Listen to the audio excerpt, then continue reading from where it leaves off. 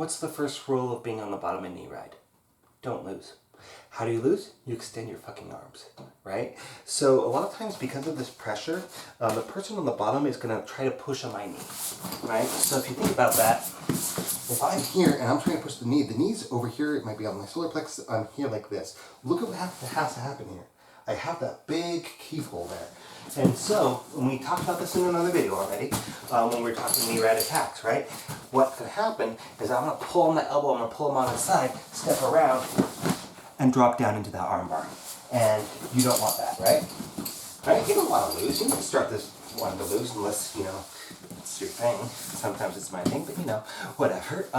So, if I'm going to try to get that pressure off of me, if that is my objective, I need to not create that opening. And even if I start to come down here like this, right, I'm still kind of separating that out from my body. My arm's going to be easier to pick up. Doesn't necessarily mean that's going to happen, but generally speaking, I won't push on the knee itself. The knee, kindergarten time, right? The knee bone is connected to the hip bone, right? Okay, so if I want to get the knee off of me, I connect to the hip and I run along the outside of his leg and I cup his hip bone right here at the iliac crest. And that's gonna be just as effective as putting your hand here, but now I'm able to keep my elbow pinched into my body and alongside his leg, so there's less of a chance of an opening there. And that's what's gonna be really key if you're gonna try to push something off. But again, you know, what do you do if you're on top? Well, you spin around to the other side, you do all that shit, right? So it's not perfect. In fact, this is one of the things that I've not personally gotten to work, but, you know, I saw it on a Kurt Osiander video, so whatever, it's probably pretty legit. So I'm connecting with the hip here. This, at this point, like when I'm coming around here, because I don't really want to have, him doing that back step or anything like that, I might be already kind of cupping onto the bottom side of his leg, just like the last one that we did. So I'm here, I'm pushing out. Once I get into this position, I've got that nice strong push here.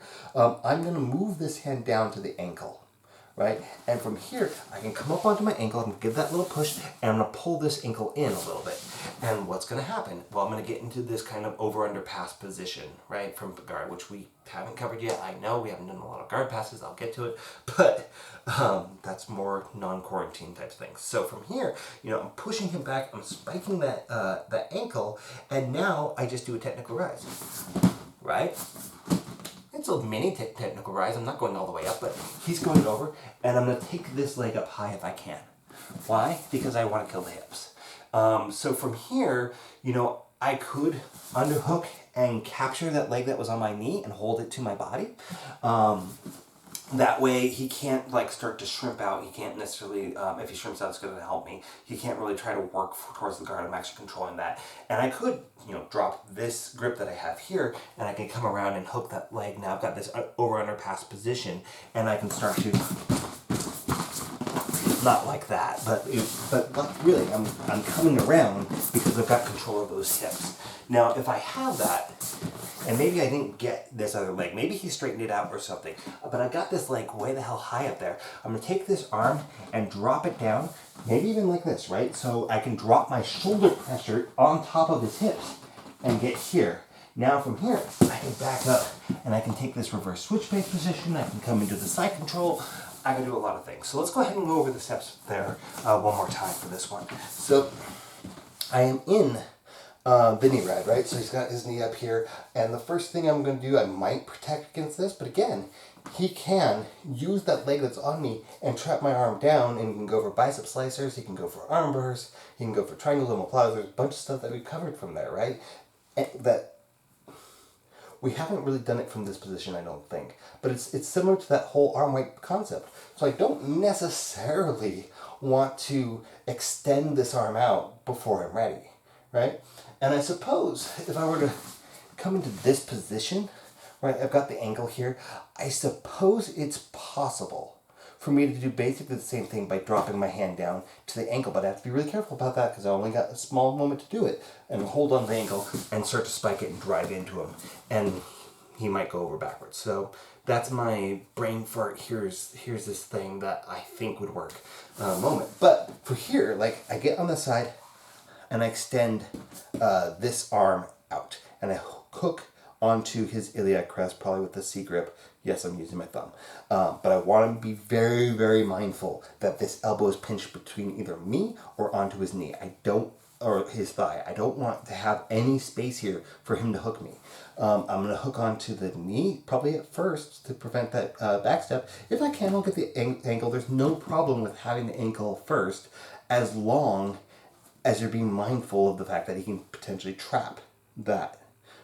So from here, it's got to be quick, because again, he can trap the bicep. I'm going to start to push-pull, come up on my elbow, high spike, and then take whatever position, however I can from there. So there's your other escape from knee ride. For me, the first one I showed you, where you get your knee under the butt and you hold on to this and you hold on to this, and that is, in my opinion, a lot more effective than the one that I just showed you. Like I said, it's something that a high-ranking black belt showed on YouTube. I watched the video. I tried it for a while. It never worked for me. Why didn't it work for me? Well, because it relies on compromising your arms, and I have gotten armbarred from it.